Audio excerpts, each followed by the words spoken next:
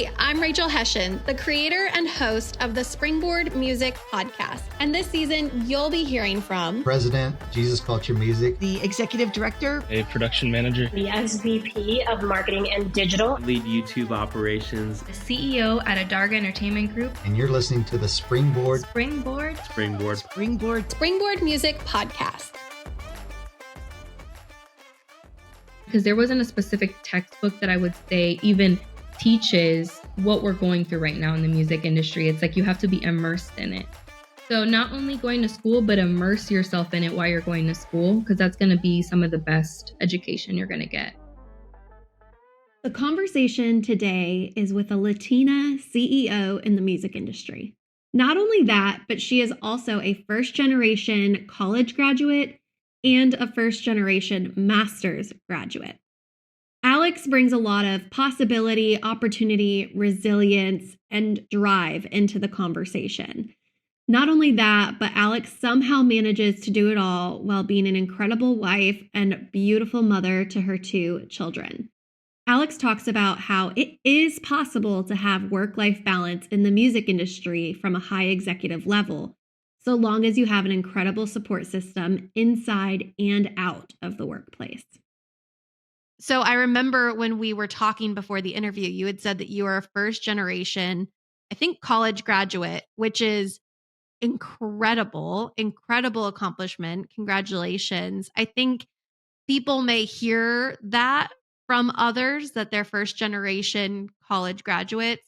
What is something you wish people really understood about that? I think it's so important for people to understand how hard my parents worked just to have us in a good school district, or to just, my parents really put in a lot of work to even live in the United States. So we moved from Puerto Rico to Florida. And even though Puerto Rico is a part of the United States and I'm a US citizen, it's different. It's different. Public schools in Puerto Rico are different. It's not the same. Sometimes you don't get the same education if you were in public school in the US. There's really good schools in Puerto Rico, but the public school system is different. And so my parents really wanted us to have, opportunities at good schooling and opportunities at jobs. And my mom would always tell me, school is something that nobody can take away from you. And if you can go to school, if you can go to college, do it. And so me and my sisters are all first generation college graduates. And I'm the first one of my 3 sisters to have a master's degree, which is really cool. And I feel really proud of that, because I know a lot of that was sacrificed from my parents not graduating. And my grandparents also didn't graduate from college either. Although they were entrepreneurs, all of both my parents and my grandparents were entrepreneurs. And so it's so interesting because they were such hard workers. I think even just doing the podcast on such a small scale of this being a business, I'm overwhelmed with taxes and receipts and write-offs and managing that, let alone a customer base and all the technicalities that go into running a business. That is not for the faint of heart. No, absolutely. And I feel like all women out there that are not only first generation college students, but Latinas, and sometimes the odds are against us because we don't have all the information. So I think, at least in my case, 10, 15 years ago when I started going to college, I really was my parents wanted it for me, but I didn't have that guidance that I wish I would have had. I'm what college to go to? Financially, how should I do it? Financial aid, is it this, is it that, and I had to make a lot of these decisions on my own. And a lot of Latinos have faced that, where you're a little scared. You're this is a lot. Maybe this isn't for me. And we took the leap of no, let's just try it. And I want this for me. And so if I can do it, I feel like any other Latina woman, first generation student can do it. And I encourage it. I feel like education is a lot of power, knowledge is power. And I think education is that. It empowers you to just keep going and keep growing. I feel like getting your college degree when you didn't have that modeled for you growing up is a huge accomplishment. It is. Like, to your point, you don't have parents who have done it before who can say, "Oh, these are great colleges," or "This is how I handled my loans." You don't have that. You're figuring it out on your own as a potentially as a teenager, which is a Mhm. huge responsibility. But then you took it a step further and got your master's. What was the motivation behind that? And what did you get it in? So I had already started working in the music industry when I finished my undergrad. I switched schools. I was still trying to figure out what I wanted to do and study, and I ended up studying business. But I was working at Adarga Group, and both Henry, the founder at Adarga, was teaching at Azusa Pacific, and he was starting a master's program. And he had worked with my husband actually, and together they had worked on this program, and they were like, "Hey, you should do it. It's the music entrepreneurship program." And at first I was like, "Oh my gosh!" I had already gone to school for like 8 years. I was like, "Another 2 years? I'm not sure," but I was like, you know what? I want this for me. I want to do this. And plus, it was something that I love. Like, I love working in the music industry. It's a passion of mine. My undergrad, I'm not gonna lie, I didn't love taking 100 math courses. So that was like my first question. I was like, how many math classes are in this program? And they're like, no, Wait, it's why not. did you have to take so many math courses? Oh, because my undergrad was in business. So when you're a business major, there's so many like finance and so many math classes. And that is not love it, but I'm glad that I took it because it makes me understand at least the fundamentals of in business. You know, you need to understand financials. But so for all of you financial people, you are loved and appreciated because that is not an easy job. But yeah, so then I did the program, and it was amazing because I got to a lot of the students were younger than me that were entering the program, some older, like there was a good mix of age. But I noticed that a lot of the students that were coming up that studied music business undergrad didn't truly understand business because they were studying more music theory, and so they were having more difficulty than me to understand what it was to create a business in this music industry and really understand the in and outs because their knowledge was in music theory, and there was maybe like one or two business classes thrown in. So I really felt more prepared with my business degree to go into music entrepreneurship than I think a lot of the students that were studying music theory. So if you're studying music business, I feel like you should really look into maybe like that, adding those business classes because it will make all the difference. I could not agree more. I remember I felt pulled to go to a certain school, but that school didn't have a music business program. They had Mm. music and business as a program, and you could do a music and business. But when you dug into what the courses were, it was so much of that music theory, percussion theory. And it was like, Mhm. that's not what I want to do. I want to do something more on the marketing side. So I just got a general marketing business degree. Mhm. And honestly, I agree. I think that was more suited. The music and business degrees can be really deceiving, inadvertently Mhm. so, not intentionally, but they just can be if you don't dig into the coursework. So I agree. If you're going to a college that offers music business or a music degree and you want to go into the music industry, you definitely should throw in some business classes. Absolutely. I think it's important to tell students that are listening to this podcast because it is expensive to go to school. And so as you're going into it, if you really want to be in the music business, I still feel like it's really important to have those music classes, but trying to find some type of double major or something like that where you truly understand the business world. Because and maybe I'm wrong, right? I don't know all the different programs, and I think programs and colleges are now starting to like catch up with what digital is, but I think they're trying to catch up with books. They're trying to catch up with courses and how to teach them because the music industry is moving so fast. So that is something that I appreciated about the program at Azusa. Henry and the other teachers did a really good job of trying to really bring the program, because there wasn't a specific textbook that I would say even teaches what we're going through right now in the music industry. It's like you have to be immersed in it. So not only going to school, but immerse yourself in it while you're going to school, because that's going to be some of the best education you're going to get. Those internships and like immersing yourself around people. What would you say to somebody who hears this and they're like, I would love to immerse myself, but I don't go to college in California or Nashville or New York? Where could they potentially get started? I feel like we live in such a digital and online world. So there's definitely opportunities with Grammy U. And it can be online. You can live basically anywhere, and they have these Grammy U particularly, they can match you with somebody that you can talk to, and that person will give you advice and you can pick their brain, and they have like online programs and different things. So I think that could be a really good opportunity. Women in music have an online opportunities and programs to connect with people. So networking with people, I think online, if you're living like in a remote place that you have no access to music industry things, I think that's important.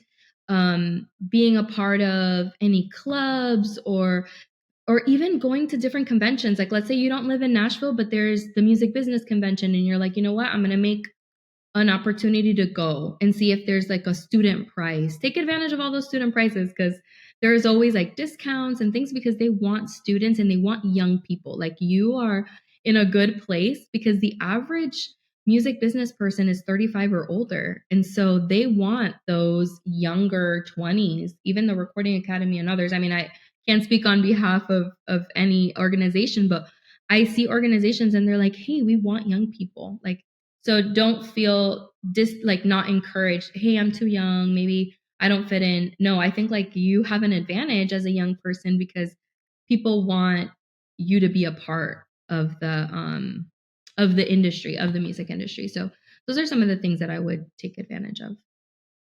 I love what you're saying too. I feel like you're telling the listener, be empowered about your youth and your inexperience. Mhm. People want to have you be interested in us. I think that's something that I'm continuously trying to tell people is the music industry is consistently hungry for young talent. So Mhm. keep raising your hand, keep positioning yourself for opportunity. Don't be shy about your lack of opportunity thus far. That's the Mhm. point of the potential opportunity. You mentioned that Absolutely. while you were getting your master's at Azusa, your husband and this man named Henry had been developing the master's course that you decided to take. Henry, you mentioned, was at Adarga, which is where you are today. So, can you share a little bit about what that is? Yes. So Henry's my business partner. He's actually the founder of Adarga. He started Adarga in 2 different seasons. He was actually telling me the story today again. We were having a team meeting today. In 99, he had started the company first time around, and he had studied, I think, music business at Azusa Pacific. Can't remember his undergrad, but I guess it didn't work out at that time. And he revamped Adarga twice. And then 2006, he restarted the company again. And that time he was able to build it up. And he got a master's degree in business as well. He got an MBA, and that really helped him to push the knowledge that he needed to push forward the business. I met Henry in 2012, where he was my consultant because I was managing a band and I was looking for consulting in Latin Christian music. And that's how we connected, which this band my husband was actually a part of. So it's like super full circle. I was managing his band, and we were What just band? really Would looking for. anybody know what it is? I mean, maybe it was called Dexios Music then. They're not together anymore, but you can still look them up on Spotify or DSPs. The last time they released music was in 2014, so it was a little bit ago. But it was kind of my entry to the music industry was working with them, and it was really cool. We really touched on a lot of doors, and it was a very great experience for me to work alongside my husband on that. And I meet Henry. We hit it off like on the business side and really started to develop a friendship and started working together.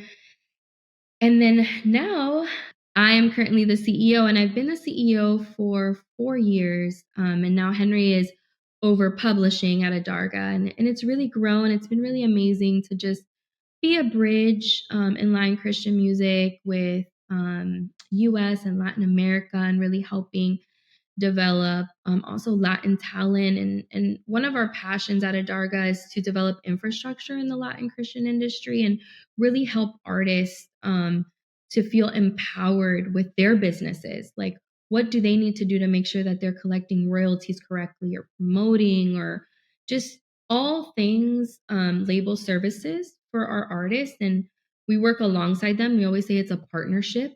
And so we really believe in that partnership with the artist. And so that's really what makes us excited to go to work every day. So that's how Henry and I met, and we've been working together ever since. Would you classify Adarga as a PR firm, as a consulting firm, as a label, a marketing firm? How would people classify you to know, oh, I should use them, oh, I should work with them?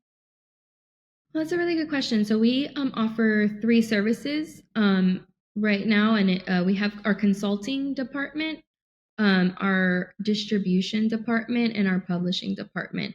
And so we have different clients in different areas. In our consulting area, we do a lot of marketing and PR and radio, and all of that goes into the consulting and like artist development area. And then distribution is distributing music, and publishing is royalty management and protecting copyrights and things of that matter. And so we offer different services. Some clients use all of the services, and some have used only publishing or distro. So it's been great because we have been able to diversify what type of artist or client we have. And if anybody's wondering, what type of client you guys have, you have incredible artists. You have Christine DeClario, Blanca, Aaron Cole for King and Country, Jackie Velasquez. I totally probably botched that name. I'm sorry. Corinne Hawthorne, KB, Meredith Andrews, Mosaic. You've worked with so many amazing people. $1 million question. What does Adarga mean? Adarga means shield. So it is a word from the Bible. It means shield.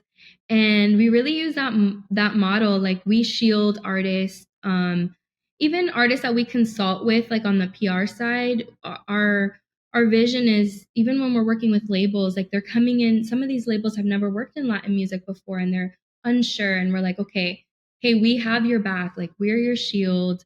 We're going to tell you, give you all of our expertise and what we know, and try to make it the best experience, right? And sometimes there's going to be experiences that are not so pleasant. I'm sure all of us working in the music industry have had those experiences, but as we learn from those experiences, that's what we use as a shield to really teach people, like, hey, we don't want you to go through that. These are the things that we learned and the steps that we've taken to better our experiences in other markets. And so that's what it means. It breeds trust immediately when you hear the name, the meaning behind the name. It breeds trust. So I love that. I know you're already a minority as a female in the music industry, and you're Latina. What is that experience like? What do you wish people knew about that experience? It's been a journey, and it hasn't been sometimes the most pleasant journey, but at the same time, it's been beautiful to see the people that really invite you to the table. And genuinely, sometimes people don't understand what it is because I look different. And than them maybe in the music industry. And I give this example of more, even in the Latin space. So I've had it both in the Latin Christian space or even in Nashville, where when I first started coming to both spaces, in the Latin space, it's like, oh, you're not a man, you're a woman. So that's different. And and mostly being at the table with many men or many artists that are men that respected me, but didn't really understand how to maybe connect, right? Because you want to feel like you connect with the people that you work with.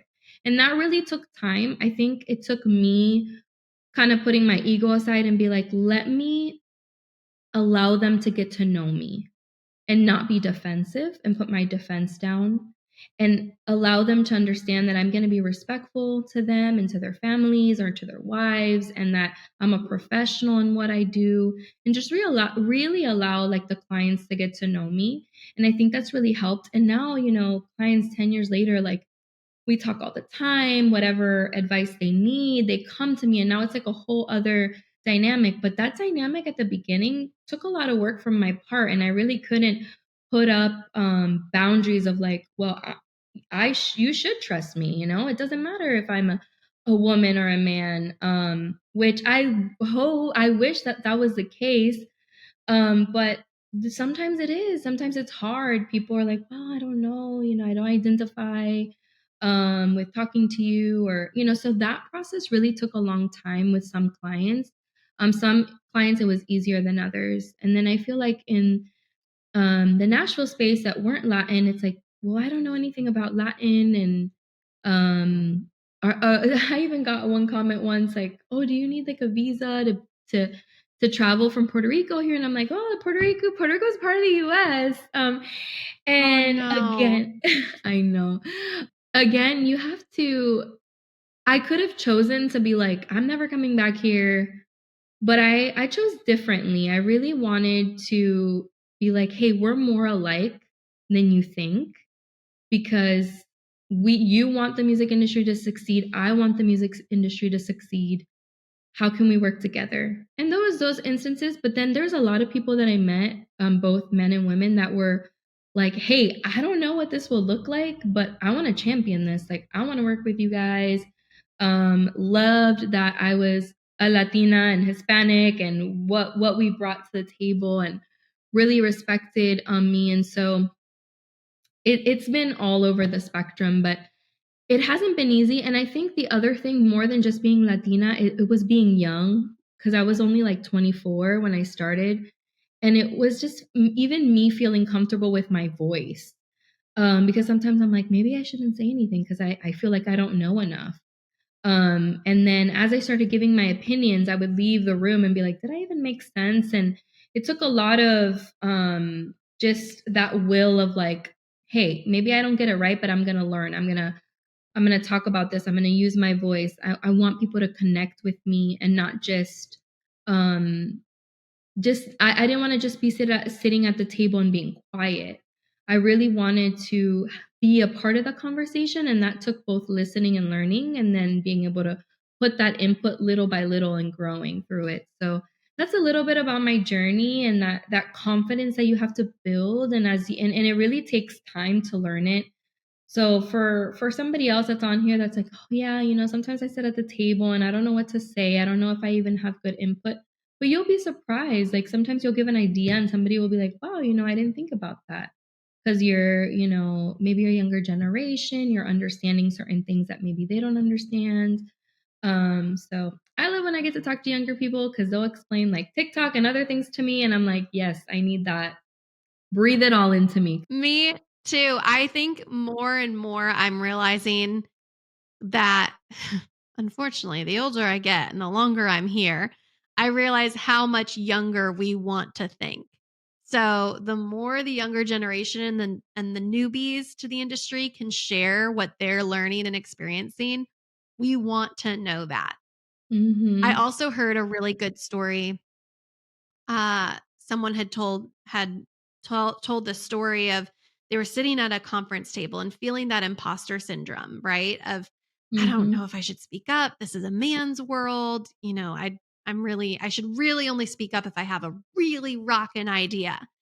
And then it clicked in their head of somebody else is dreaming of this seat. And it was given to me because these people believed in me to have it. So I'm doing the people who want this a disservice and the people who are entrusting this seat to me a disservice if I refuse to contribute. And that's always stuck with me.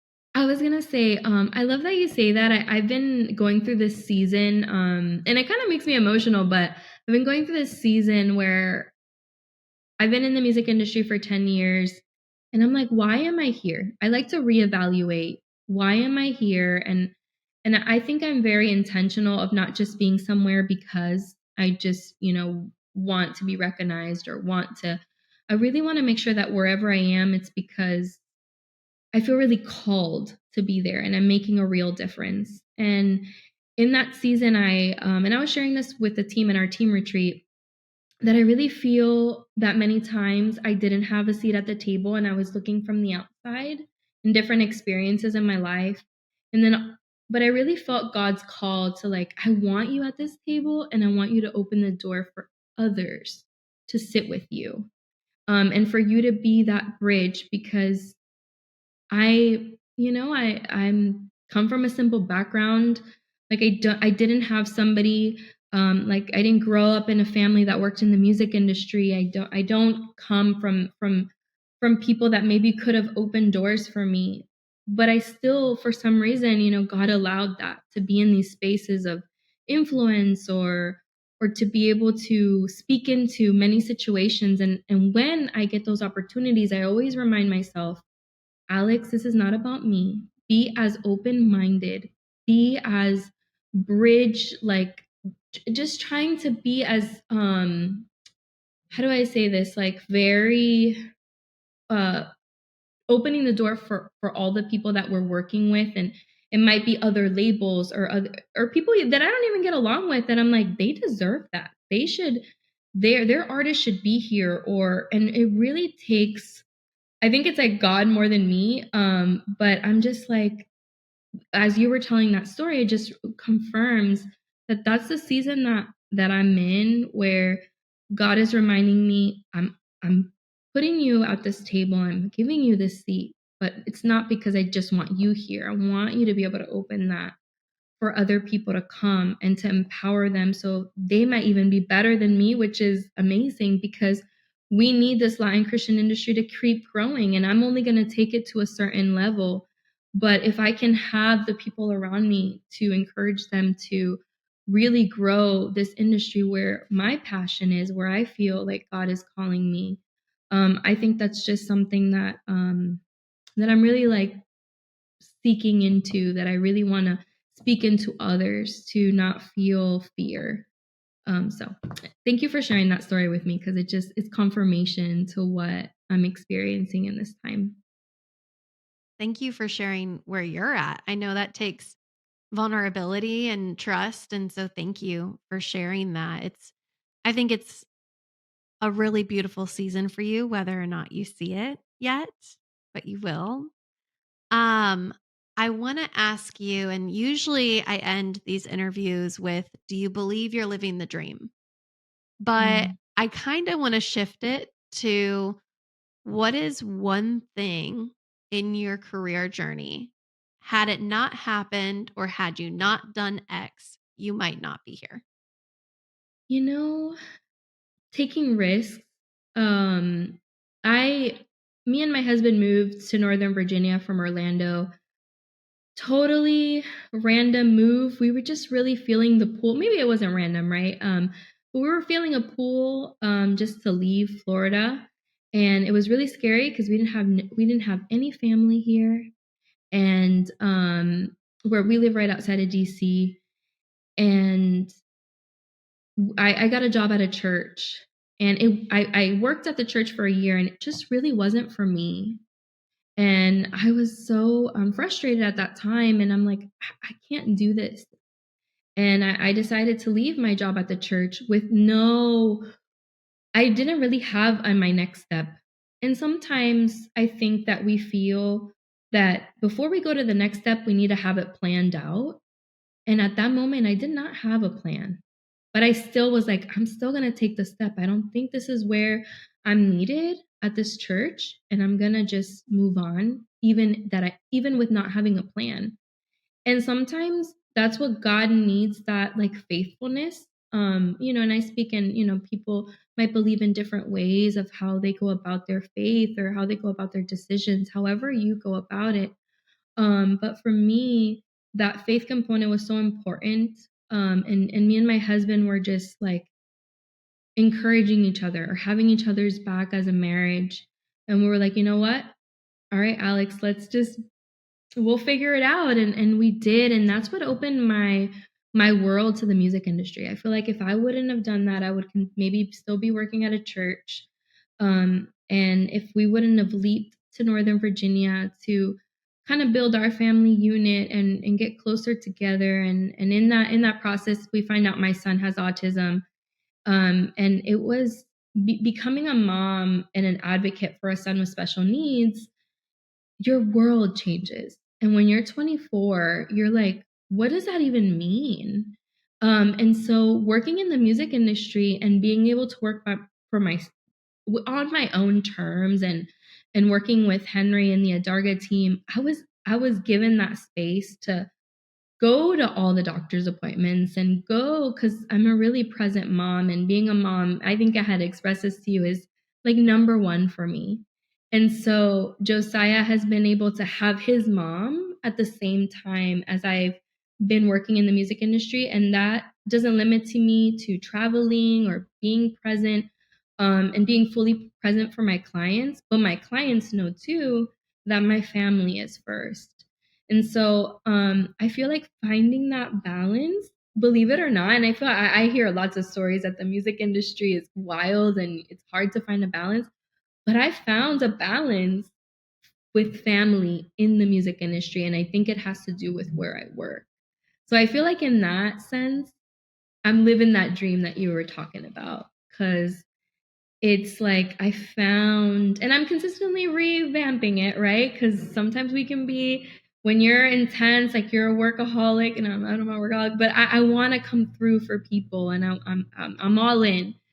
But it's been beautiful to really be a part of my son's life, and the moment that I need to get up because he needs me, he's first. And so that's been a beautiful journey for me.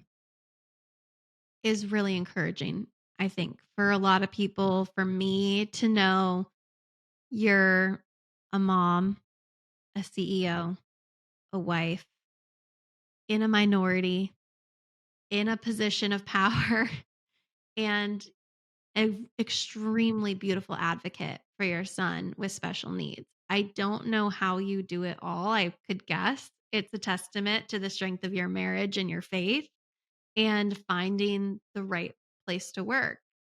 I think as women, we think we have to choose in the music industry, especially because there is travel and it's not 9 to 5 and it's a lot of evenings and weekends. We have to choose, okay, I'm getting to the age of wanting to have a family. Mm-hmm. Does that mean like I've lived my life, my career's done for the next 20 plus years, and I have my family and nobody's going to understand that's priority number one, so I need to leave priority number two? And I think it's really special and says a lot about Henry and where you work that you're able to keep family priority number one and yet be so good and present at your job to where you're the CEO. Yeah, it's really a blessing, and I really feel that it took a journey to get there. And now for other women that work with us, I really advocate for boundaries at our job. And we have another business partner, Diana, and I feel like we're all on the same page. And my husband reminds me all the time too. He's an entrepreneur, and we balance each other out. And that's a blessing because he's an entrepreneur. He has his own business, so it's like sometimes he's like, "Hey, I'll travel with you," or we have each other's back. Like, I'm super pregnant right now. I'm 7 months pregnant, and I wanted to go to the Dove Awards, and I couldn't fly, so I drove there, and my husband flew there and drove me back. And he's like, I know that you really want to do this. And so, like, we have each other's back all the time, just kind of really encouraging. So sweet.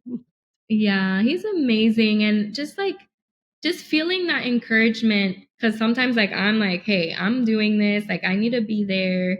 I want to, we just had a lot of things going on this year at the Doves, and I wanted to make sure to be there for the Latin community. And it was beautiful and it was amazing. So I'm like a testament. You could be pregnant, you can do it. But it was just like that balance that, your spouse, your team, that they encourage you and they're like, I have your back. Like, we can do this together. And when they're in that space in their lives where they're having kids, I'm also going to be that person that's going to encourage them and also be able to help them in that teamwork. And I think really important, Rachel, is that people know, I think you will be allowed to do that when you understand that it doesn't need to be you that's doing the job. I feel like sometimes we limit ourselves because we're the ones that have to do it ourselves.